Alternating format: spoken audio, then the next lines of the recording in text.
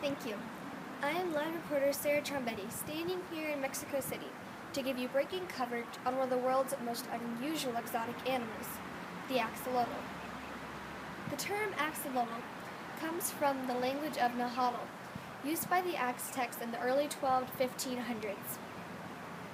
The axolotl, also known as the Mexican walking fish, is found only here in Mexico City. The axolotl is the most researched salamander in the world, especially in the United States. This is because the axolotl can do something very different from other salamanders. The axolotl has the ability to regenerate nearly all of its body parts. Yes, this animal can regrow its limbs, jaws, tail, spinal cord, and skin. This is a photograph of an infant axolotl and its primary habitat, its home.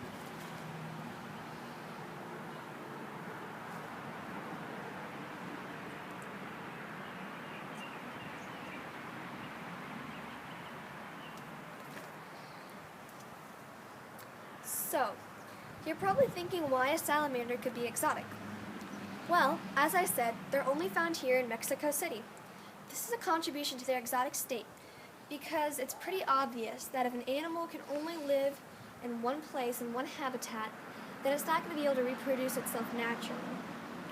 Another reason of its unusualness is its regeneration abilities. If you know anything about salamanders, it's probably that they can't regrow all of their body parts. So it's not a natural thing to do if you think about it. Because axolotls only live in Mexico City, it's easy to imagine that they're an endangered species. They're extremely endangered, actually.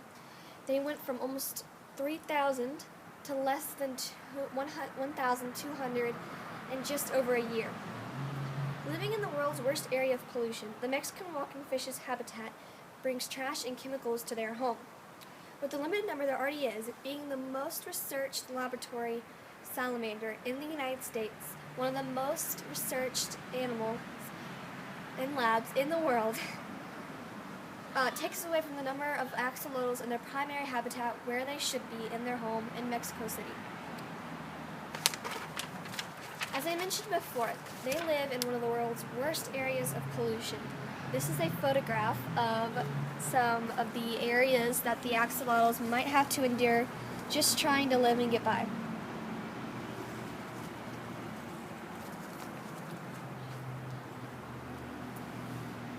Because the Mexican walking fish is not only exotic but endangered, it has brought you breaking news from where I made this discovery in Mexico City.